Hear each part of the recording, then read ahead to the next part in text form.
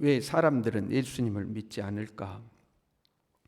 또는 왜 예수님을 믿는 사람들 중에서도 믿는다고 하는 사람, 우리들이죠, 하나님을 믿지 않을까? 여기서 하나님을 믿지 않는다는 것은 하나님의 존재를 믿는 것 말고요, 하나님이 지금 이곳에 나와 함께 하신다 하는 그 믿음인 거죠. 하나님이 정말 지금 이곳에 나와 함께 하심을 믿는 사람들에게서는 하나님을 두려워하는, 하나님을 경외하는 마음이 나오죠. 지금 하나님 이곳에 계시니 하나님을 경외하겠죠. 또한 하나님을 의지하게 되죠. 그 하나님을 신뢰하고 의지하고 살게 되는 거죠. 하나님의 존재만 믿는 사람들은 하나님을 두려워하지 않습니다. 하나님 살아계시는데 어딘가에 살아계셔 그러면 지금 당장 내 눈에 안 보이니까 두려워하지 않죠. 하나님 앞에 나와서 예배를 드려도 예배를 정성껏 드리지 않죠. 엘리의 두 아들들처럼 하나님 예배를 멸시하죠. 교회 밖에 나가서는 하나님과 무관하게 자기 마음대로 사는 거죠. 하나님의 법을 어기면서도 하나님이 두렵지 않는 거죠. 그러나 물어보면 하나님을 믿는다고 하죠. 그렇게 못되게 살지는 않을지라도 하나님의 존재만 믿으면 하나님을 의지하지 않습니다. 하나님이 나를 도우실 수 있다, 나를 지키실 수 있다, 나를 인도하실 수 있다, 하나님이 나를 축복하실 수 있다, 그 못 믿는 거죠. 하나님을 의지하지 못하고 입으로는 하나님을 믿는다고 고백하지만 삶은 하나님과 전혀 무관하게 이제 살아가는 거죠. 간혹 그런 고민이라고 해야 될까요? 생각이 들 때가 있어요. 우리는 정말 예수님을 믿는 것인가? 우리는 정말 살아계신 하나님을 믿는 것인가? 정말 우리가 살아계신 하나님을 믿는다면 이렇게 살면 안 되는데 싶을 때가 있는 거죠. 정말로 하나님의 살아계심을 믿는다면 우리가 이렇게 하면 안 되는데 이런 마음이 들 때가 있어요. 왕이 새벽에 일찍이 일어나서 급히 사자굴로 뛰어갔습니다. 사실은 이 모습이 대단한 겁니다. 여러분, 사자굴에 던졌어요, 사람을. 그러면 이제 끝난 거 아닙니까? 사자밥이 되어서 죽었다고 생각해야 맞는 거 아닙니까? 근데 일말에 희망이 남아있는 거예요. 이 왕이 다니엘을 어쩔 수 없이 사자굴에 던져놓고 다니엘이 살았을 수도 있다는 그 희망이 있는 거예요. 기적을 기대하고 있는 거죠. 그리고 새벽에 일찍이 달려가서 굴 앞에서 이렇게 소리를 쳤어요.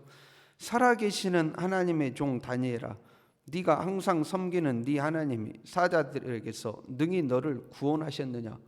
여러분, 놀라운 고백 아닙니까? 네가 섬기는 하나님이 너를 정말로 지켜주셨냐. 왕이 밤새 잠 못 자고 새벽 일찍이 그 사자굴에 뛰쳐나가서 외친 소리가 하나님이 너를 지켜주셨냐 하고 물어본 거예요. 보통은 그 사자굴에 갔겠어요. 이미 다니엘 이제 죽어버렸다, 끝났다 이렇게 생각하지 않겠어요? 그런데 이 왕은 다니엘, 네가 항상 섬기는 하나님이 너를 지켜주셨냐 하는 그 일말의 희망과 기대를 가지고 있는 거죠. 다니엘은 믿지 않는 왕조차도 하나님의 살아계심을 기대할 정도로 하나님을 보여주며 살았다는 것을 알 수가 있습니다. 이 불신자였던 왕이 이 사자굴에서 살아남을 것 같은 그 기적을 기대할 정도로 네가 믿는 하나님은 살아계신 하나님 아니냐 하는 그걸 보여주고 산 거죠. 더 놀라운 것은요, 사자굴에서 들려오는 다니엘의 목소리였습니다. 왕이 하나님 너를 지켰냐? 그러니까 다니엘이 이렇게 고백해요. 왕이여, 오나건대 왕은 만수무강하옵소서. 여러분, 얼마나 침착하고도 품격 있는 대답입니까? 하나님이 너를 지켜주셨냐? 왕이여, 나 살았습니다. 이게 아니에요. 왕이여, 오나건대 만수무강하옵소서. 정말 침착하고도 예의 바른 대답이죠. 그러니까 다니엘이 평안했음을 알 수 있어요. 막 흥분되어 있다거나 뭐 그런 상태가 아니에요. 굉장히 평안하고 담담한 거예요. 그래서 정말 품이 있고 예의 바르게 품격 있게 왕이여, 나 살았습니다 이렇게 발딱발딱 뛴 게 아니고 왕이여, 오나건대 만수무강하옵소서 하고 이 신하로서의 품이 있는 대답을 한 거죠.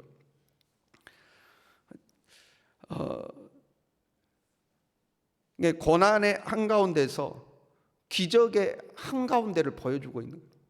그럼 고난이 있어야 기적도 있는 거거든요. 그 고난의 한 가운데서 하나님의 기적의 핵심을 지금 다니엘은 담담히 보여주고 있는 거죠. 왕이 심히 기뻐서 다니엘을 굴에서 이제 끌어올리니까 조금도 상하지 않았어요. 그 조금도 상하지 않는 것을 이렇게 설명해요. 이는 그가 자기 하나님을 믿었음이라. 이는 그가 자기 하나님을 믿었다.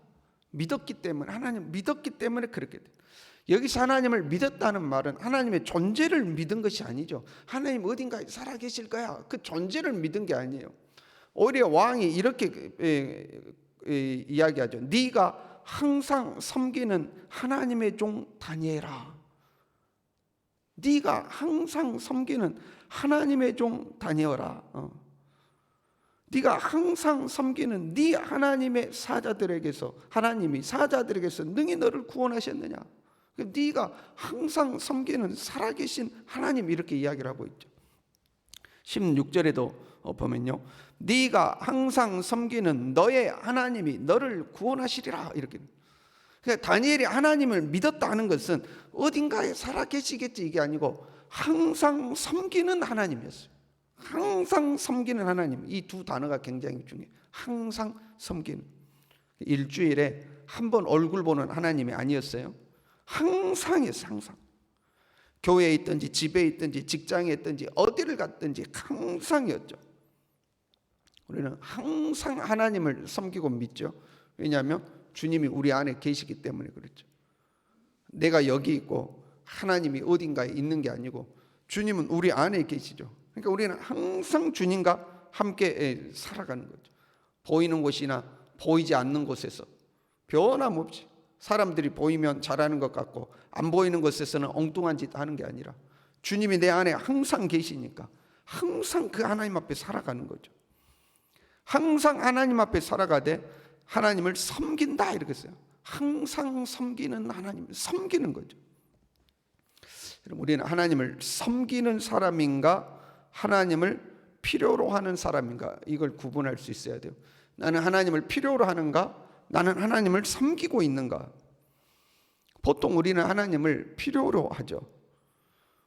내 어려운 문제를 해결해 주셔야 되고 힘든 거 해결해 주셔야 되고, 힘들 때 하나님을 필요로 하죠.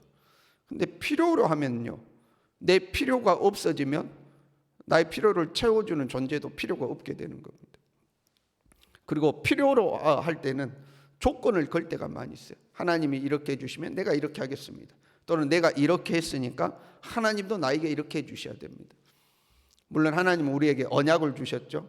약속을 주셨어요. 복을 주시겠다고 약속하셨어요. 그러나 그 하나님과의 관계가 그런 관계가 되면 안 됩니다. 내가 이만큼 했으니까 하나님도 나에게 이 정도 해주셔야 됩니다. 내가 하나님께 이거 했으니까 하나님도 나를 이렇게 해주셔야 됩니다. 이런 관계가 되면 곤란하죠. 내 필요를 채우기 위해서 하나님께 무언가 하는 것, 그게 경건이 됐던 봉사가 되었던, 그러면 필요가 없어지면 더 이상 경건도 필요 없고 봉사도 필요 없고 헌신도 필요 없어지는 거죠. 이게 필요로 하는 관계입니다.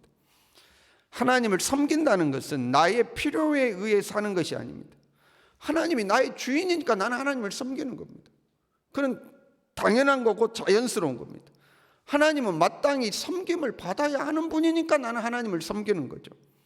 나 같은 사람을 선택하여 주셔서 하나님의 자녀, 하나님의 백성, 하나님의 종 삼아주신 것이 감사해서 하나님을 섬기는 겁니다. 그냥 섬길 수 있는 것 자체가 감사한 거예요. 나 같은 사람을 하나님이 선택해 주셨다. 그 은혜가 너무 감사한 거예요. 내가 주님을 섬길 수 있는 것 자체가 감사한 거예요. 하나님의 역사는 하나님을 섬기는 사람에게 나타나는 것을 봅니다.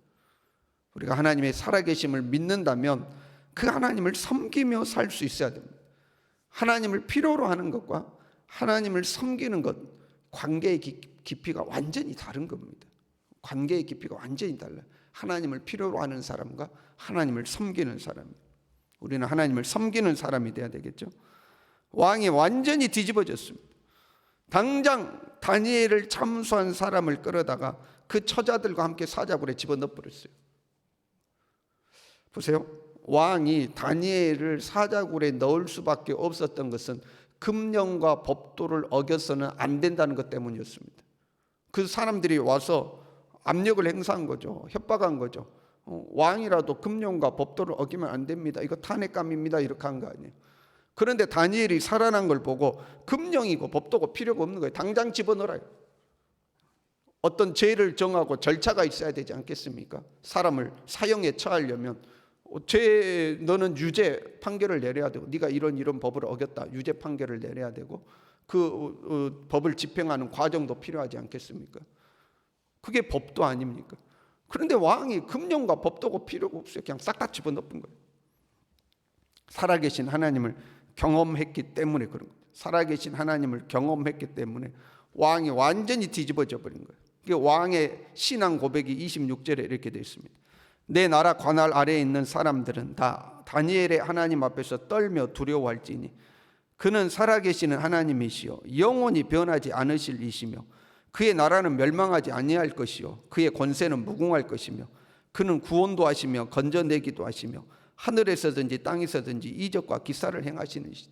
여러분, 얼마나 기가 막힌 신앙 고백입니까? 불신자 왕이 이렇게 신앙 고백을 하는 거예요. 어떻게 사람을 바꾸며 어떻게 세상을 바꾸는가? 투쟁하고 싸워서 사람을 바꾸고 세상을 바꾸는가? 그게 아니죠. 여러분, 세상이 우리를 무시하고 함부로 하는 것은요, 우리가 능력이 없기 때문에 그런 겁니다. 우리가 살아계신 하나님을 보여주지 못하기 때문에 세상이 우리를 함부로 하는 겁니다. 교인들도 마찬가지예요. 보세요, 여러분, 저에게서 만약에 저에게서 하나님의 능력이 나타나서 신유의 은사가 나타나고 애원의 은사가 나타나요. 그래서 손 얹고 기도해서 하나님의 애원의 말씀이 찾아오고 병든 자를 고친다고 해봐요. 그러면 제가 그런 능력이 나타나는데 어느 날 여러분에게 전화해서 집사님 이거는 이렇게 하시죠 하고 전화했어요. 그러면 그 말 들을까요, 안 들을까요? 목사님 기도하다가 응답 받으셨나 보다. 목사님에게 예언의 말씀이 오셨나 보다 하고 당장에 순종할 겁니다. 집사님 아들 문제는 이렇게 하시죠 그러면 할 겁니다. 그럼 그러지 않겠어요? 근데 왜 제가 집사님 이렇게 하시죠 그러면 고민해보고요, 기도해보고요, 그래요? 저에게서 능력이 안 나오기 때문에 그렇습니다. 저에게서 막 능력이 나오면 말 한마디에도 신경을 쓰고 그냥 한번 오시죠 그러면 뭔 일인가 하고 달려오고 그럴 겁니다. 능력이 안 나타나면 두려워하지 않는 거죠. 다리오 왕 같은 사람들이 우리 믿는 사람들을 볼 때에 야, 아무개가 믿는 하나님은 정말 살아계신 하나님이구나, 정말 도우시는 하나님이구나, 이런 고백이 드러날 수 있는 삶을 우리가 살아야 되는 거예요. 이게 목사인 저의 고민이고 우리의 고민인 거죠. 우리가 살아계신 하나님을 보여줄 수 있다면, 살아계신 하나님의 능력을 나타낼 수 있다면, 불신자들이 우리를 보고 야, 진짜 하나님 살아계시구나 이 감탄이 나오도록 다리오 왕처럼 네가 항상 섬기는 하나님이 너를 지켜주셨느냐 이 고백이 나올 수 있도록 한다면, 여러분, 어떻게 세상이 교회를 무시하고 믿는 자를 무시하고 함부로 하겠어요? 문제가 생길 때마다 교회로 달려오지 않겠습니까? 우리가 그 하나님을 보여줄 수 있어야 하는 거죠. 이를 위해서는 우리가 항상 하나님을 섬기는 사람으로 살아가야 할 것입니다. 단순히 하나님의 존재를 믿는 사람이 아니라 항상 하나님을 섬기는 사람, 정말로 살아계신 하나님을 섬기는 사람, 하나님을 진짜 믿고 두려워하고 신뢰하고 그 주님을 섬기는 사람, 저와 여러분이 그렇게 살아갈 수 있기를 바랍니다. 기도하겠습니다.